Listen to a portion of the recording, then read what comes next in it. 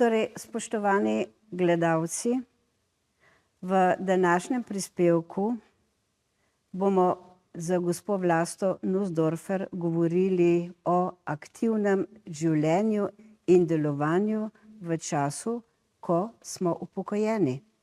Torej, z upokojitvijo se ne zaključi naše življenje. Torej, kako bomo živeli naprej, kaj bomo počeli v tem času, ki nam je ostalo, in tega je lahko še kar veliko, če bomo znali pravilno in smiselno razporediti ves ta naš prosti čas, ki ga imamo, ko smo dejansko brez tistega obveznega 8-urnega delovnika. Vabim vas, da prisluhnete tej oddaji in da nas sledite in morda daste tudi kakšno pripombo in jo torej tudi sporočite. Hvala.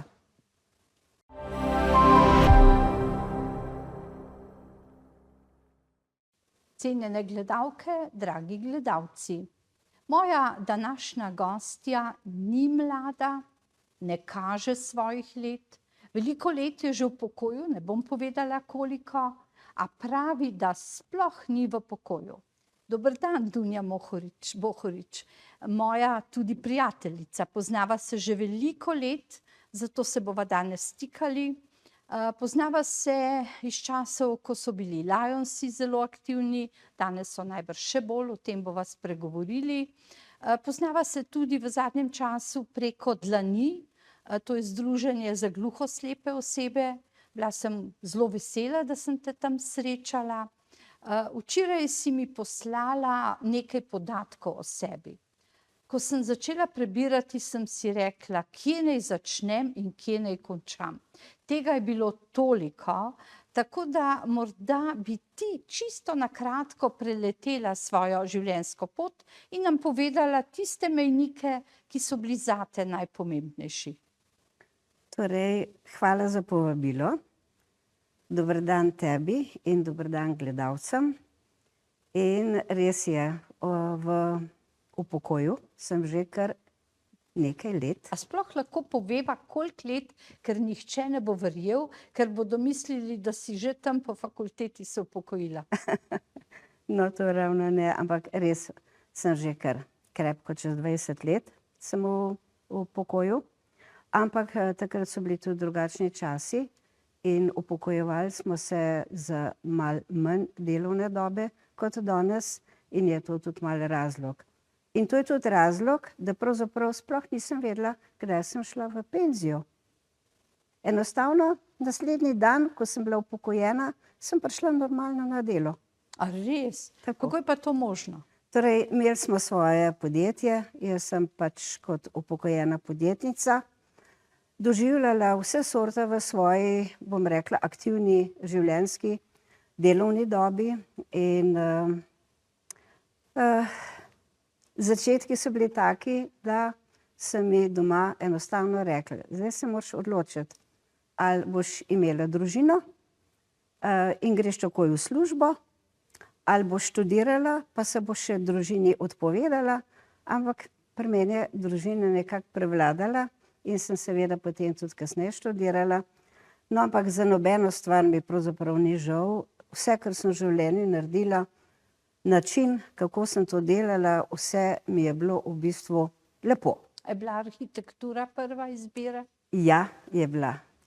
Arhitektura je bila prva izbira in na žalost je bilo to tako, da je bilo tisto leto, ko sem maturirala, je bil stopenjski študij na arhitekturi ukinjen in jaz sem seveda, vedela sem, da bo družina čim prej, nekako sem kar pričakovala to, sem rekla, 2 leti bo dovolj in bi šla na prvo stopnjo. Ampak ker tega ni bilo, sem rekla, kaj zdaj? In je bila druga izbira ekonomija. Aha.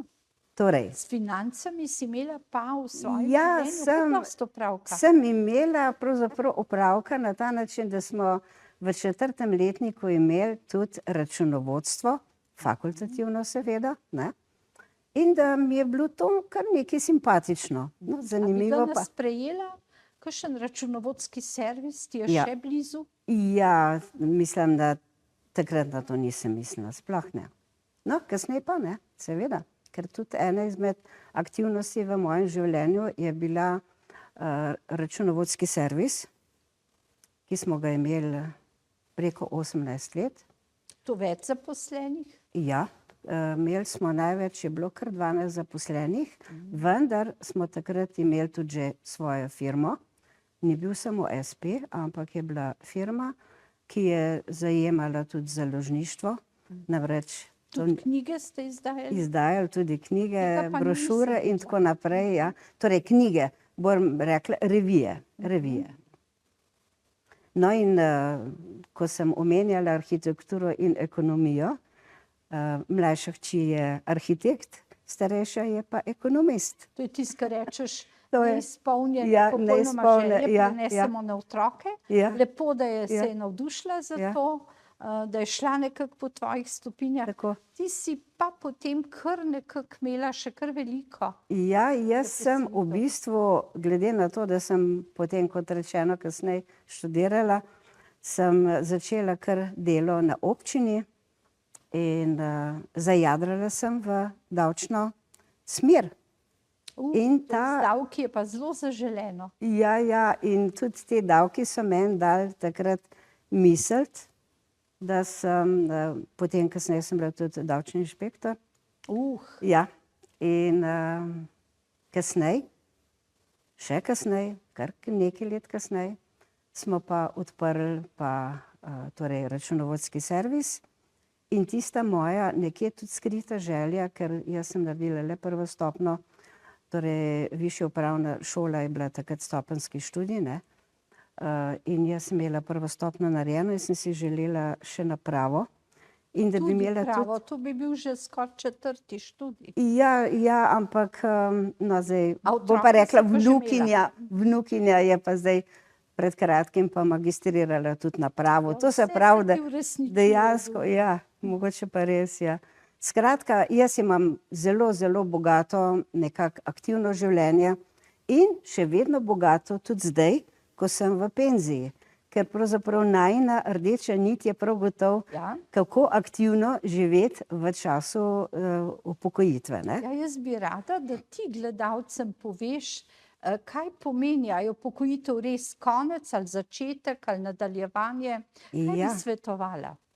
Jaz mislim tako, odvisno je od tega, kaj si v življenju delal, to se pravi, na kakšnem delovnem mestu si bil, kaj je tisto delovno mesto od tebe zahtevalo.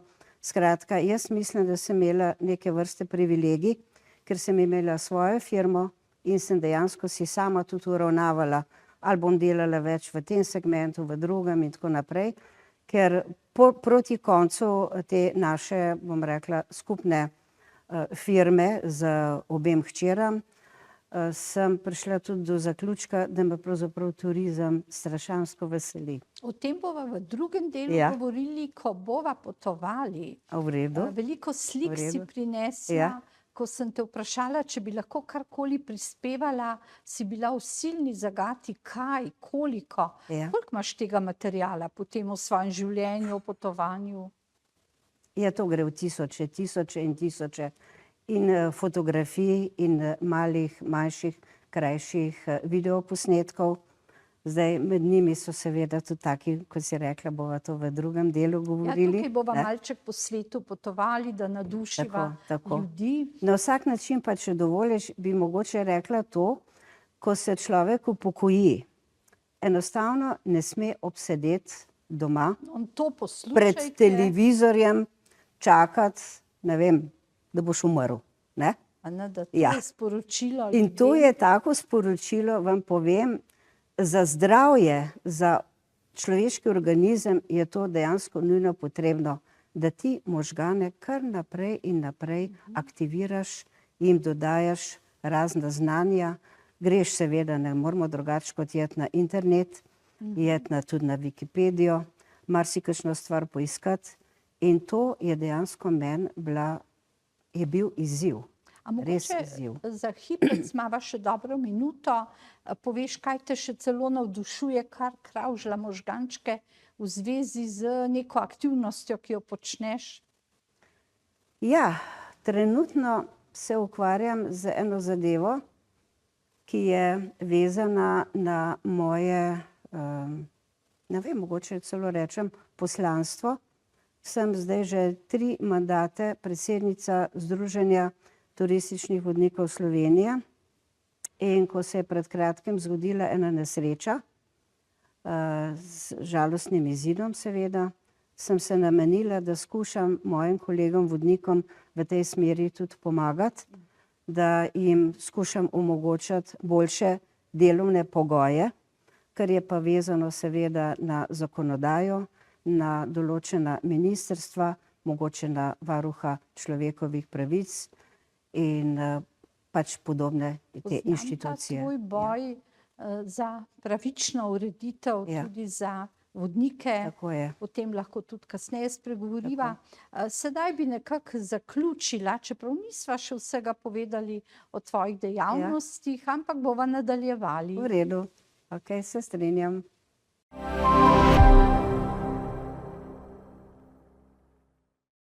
Ponovno, drage gledalke, cenjeni gledalci, še vedno imam isto gostjo in sicer Dunjo Bohorič, ki je v prvem delu spregovorila o tem, kako pestro je živela in kako živi po upokojitvi. Čisto na koncu sva nekako končali pri potovanjih, pri vodičih, ampak jaz sem se spomnila, da greš ravno nocoj še nekam, kar bo zelo koristno za možgane. Pravijo, da je ples, a ne, če izdava, zelo koristen proti demenci. Tudi plešeš. Ja, tudi plešem. Dolga leta sem plesala v boleru, vendar je bilo to, bom rekla, kar zelo aktiven ples, kjer smo samo dekleta plesale, ampak zdaj sem pa v drugi skupini, torej v plesni šoli Tay Dance, pri kateri je pa sistem tak, da če ženska, ki nima partnerja, želi plesati, se lahko prijavi in ji pridobijo tudi plesalca za tiste večerne vaje. Aha, no to je zelo najbolj vzpodbudno, kajti mnogi rečejo, jaz sama ne morem iti, nimam nikogar, kdo pa bo z menoj plesal, tako da to je zelo lepo in ti želim še veliko lepih užitkov v plesu. V drugem delu sva se namenili potovati. Tako je. Mogoče naše gledalke in gledalci vse skozi lahko spremljajo tuje kraje, kjer si bila. Prej si mi omenila, da so to slike samo zadnjih, koliko, 2, 3 let? Te posnetki so v glavnem iz obdobja 23, 24, 25.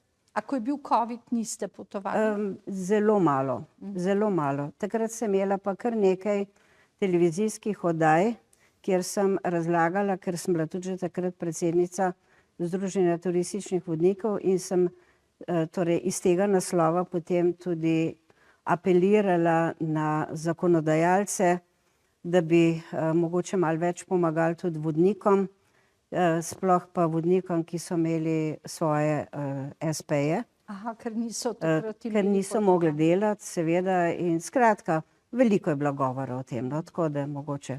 No, če recimo potujeva, kje si bila najdalj, kam si želiš iti? Torej, jaz sama rada potujem, zato recimo si dam eno tako lepo potovanje, malo daljše potovanje, to je že bilo, pa upam, da bo še kdaj, recimo potovanje čez Atlantik, to se pravi s križarko. Nekateri pravijo, joj, za živo glavo, ne, v tiste zaprte prostore, ampak poglejte, jaz sem si naredila odprt prostor, ko stopaš na balkon, vidiš to širjavo. Ne, to je moje potovanje. To je moje potovanje. In ti je bilo všeč? In sem izjemno, izjemno uživala. In si še želim. Kitajska, nekaj fotografij imamo z Kitajske, kaj ti je tam? To je tudi moje potovanje osebno. Rada sem šla, oziroma želela sem se iti na to potovanje in moram tudi reči, da je bilo zelo prijetno. Veliko sem videla, sploh potovanje po reki Jangtze je bilo nekaj posebnega. Iz tega obdobja imam zelo, zelo veliko posnetkov, tako da bi lahko 3 ali pa 4 oddaje naredila samo o tem. Ampak to je eno izmed teh potovanj. Vsako leto naredim vsaj eno tako malo daljše potovanje, tisto, ko si pač sama želim. Drugače pa kar tudi še kdaj pa kdaj grem na kakšno vodenje. Ja, Kje si bila recimo, ko smo vstopili v Evropsko unijo? Ko smo v Evropsko unijo prihajali, sem bila na Grand Place v Bruslju. In kako je bilo, nam lahko malo pričaraš? Ja, to je bilo naravnost, neverjetno vzdušje. Torej, več nas je takrat, več držav je vstopilo v tistem trenutku v skupno Evropsko unijo. In to je bilo tako veselje, petje. Bom rekla, nisem pričakovala toliko treznosti. A veste, ni bilo videti recimo prav kakšnega popivanja pa to, res bolj tisto veselje, res. Ja, na vsak način smo se veselili tega, da se bojo meje odprle. Mi smo pravzaprav, ko smo dosti potovali, smo si res tega zelo, zelo želeli. Je to bila res velika sprememba glede na prej potovanja s potnimi listi, težave, denar, prenos. Tako je bilo. Kako ste začutili pol vsi vodiči to kot olajšanje? Je bilo olajšanje, je bilo, ja.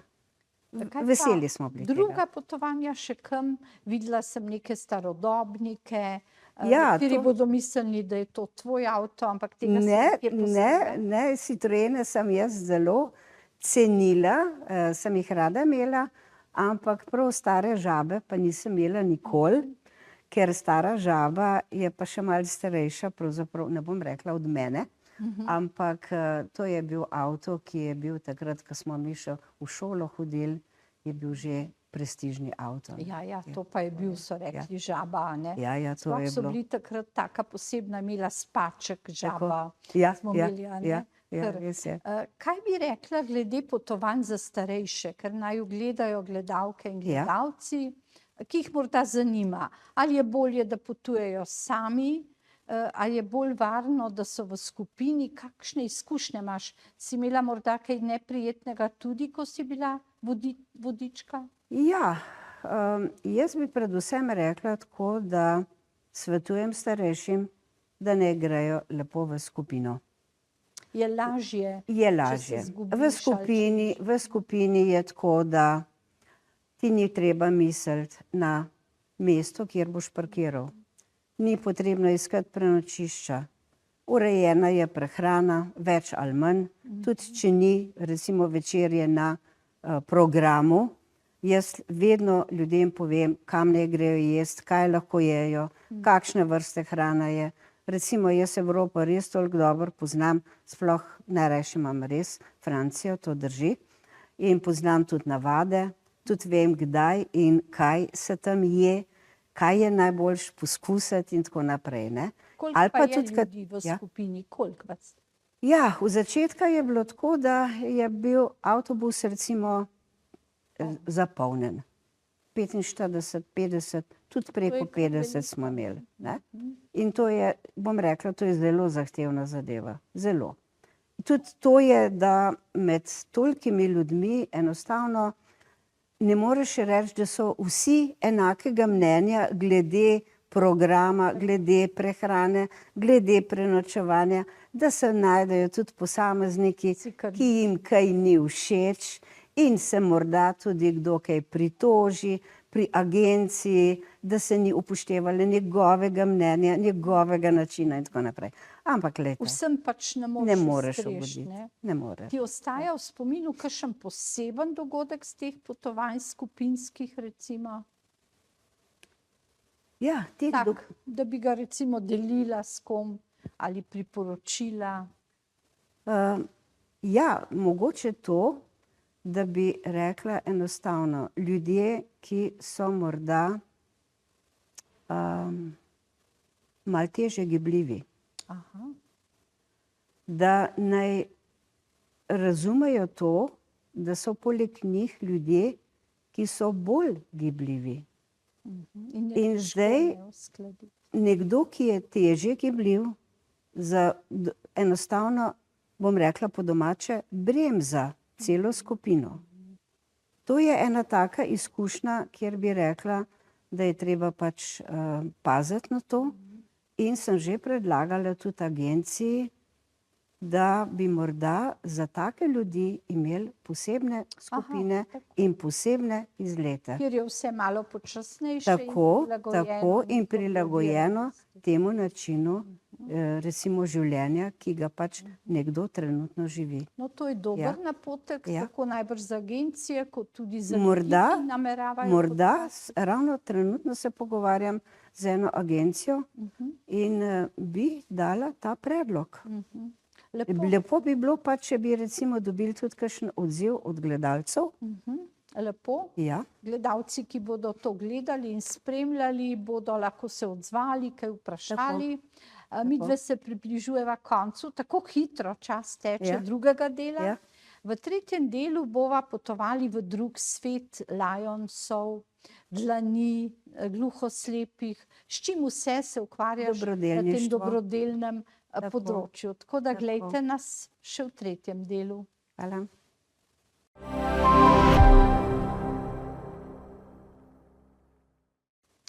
Ponovno pozdravljeni v tretjem delu pogovora z Dunjo Bohorič, žensko, ki ste jo lahko spoznali preko njene življenjske poti, potem pa preko potovanj, tako zasebnih kot tistih, ki jih je tudi sama organizirala oziroma vodila. Povedala je kar nekaj praktičnih nasvetov, a sedaj v tretjem delu bi spregovorili o tvoji dobrodelni noti, o udejstvovanju v Lionsih, pa seveda tudi v društvu Dlan, Združenje Dlan za gluhoslepe osebe, tam sva se nekajkrat srečali, jaz sem v zadnjem času kar zelo vpeta v njihovo delovanje in ga poznam. Kaj bi nam recimo najprej povedala? Mogoče zgodovino Lionsov, kako si prišla k njim, kaj se je dogajalo? Hvala lepa, bom zelo kratka. Namreč Lions v Sloveniji ponovno obstoja od leta 1990. Mi smo sicer že aktivnosti začeli malo prej, zahvaljujoč našemu konzulu, ki je bil takrat v Celovcu, gospodu Miklavčiču, ki je pravzaprav to idejo prinesel ponovno v Slovenijo. Za ljudi, ki ne vedo, s čim se ukvarjate, torej, rdeča nit Lions International je slepota. Slepota in tudi gluhota. Gluho-slepi, ker je bila Helen Keller, ki je bila pravzaprav pobudnica ustanovitve Lions International, je bila gluhoslepa oseba. In od takrat naprej se seveda to dobrodelništvo nekako poteka. Pomagate potem tudi tem osebam? Je pa tako, da pomagamo tudi drugim osebam, sploh odkar smo tako aktivni, torej od aprila 1990, ko smo v Sloveniji ponovno to zaživeli in zavrteli to dobrodelno noto, smo ogromno naredili. To gre v milijonske zneske, kaj smo mi vse. To vi prispevate iz lastnega? Tako.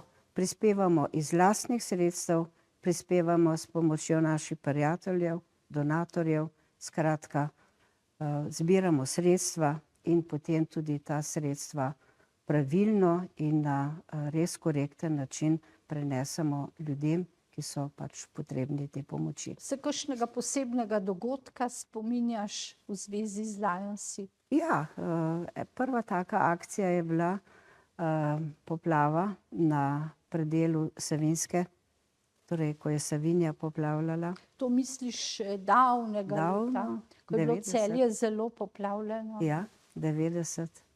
In takrat smo pomagali eni družini, da je lahko hišo ponovno postavila. A jim je odneslo ali uničilo? Mislim, da je šlo za to, da je dobesedno odneslo.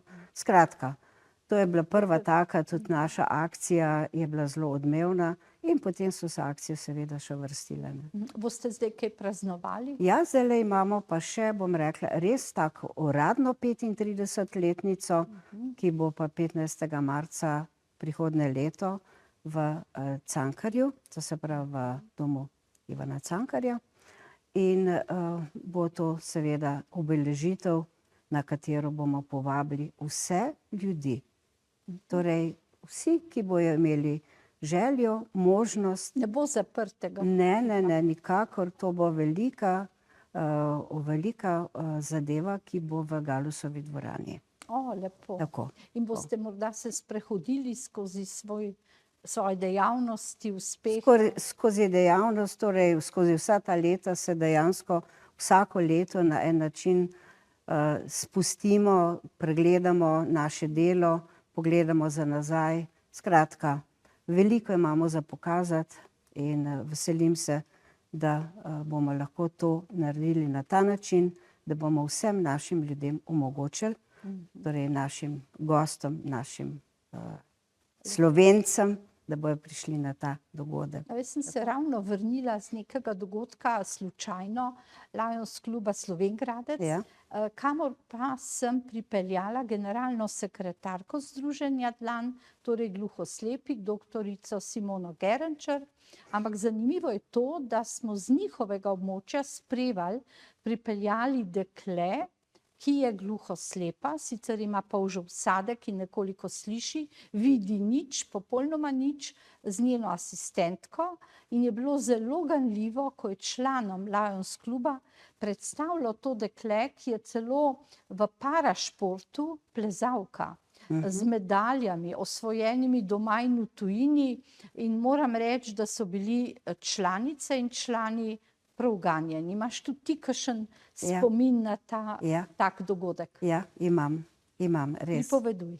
Pred leti, ko smo prvič pravzaprav slišali za podatek, da je v Sloveniji registriranih okrog 9.000 gluhoslepih, torej to pomeni ali popolnoma gluhi, popolnoma slepi, ali delno, skratka, ljudje, ki so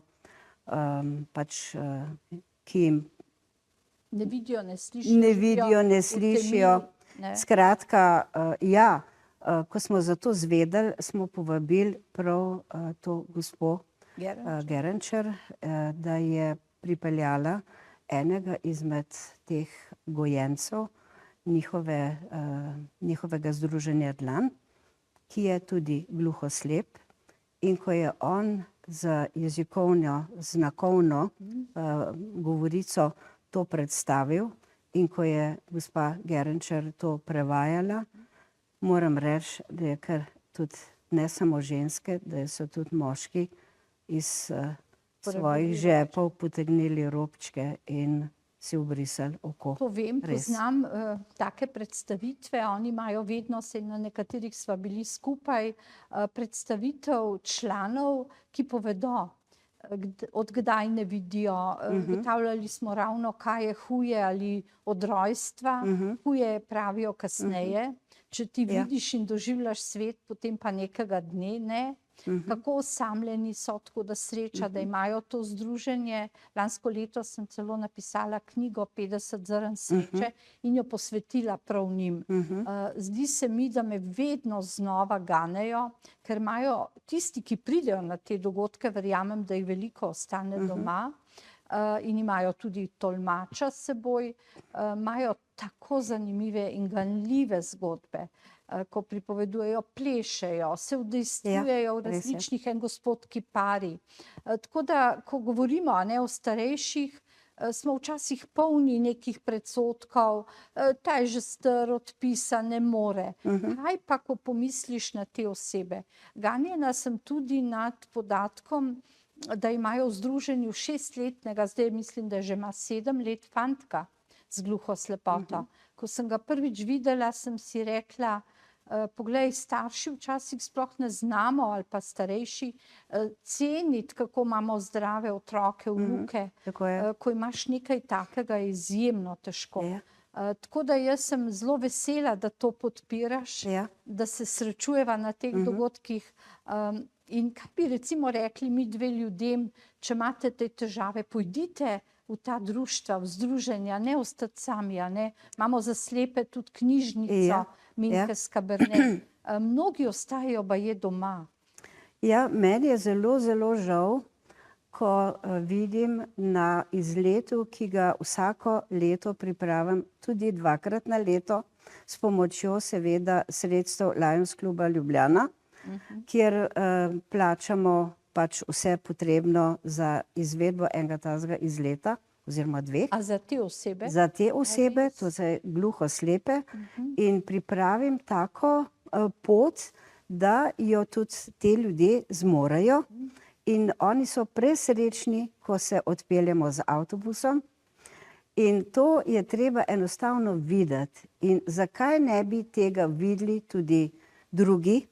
Torej, jaz povabim, ne malo kdaj povabim tudi moje znance, prijatelje, preko adreme, ki jo imam v moji zalogi, da tako rečem, ne?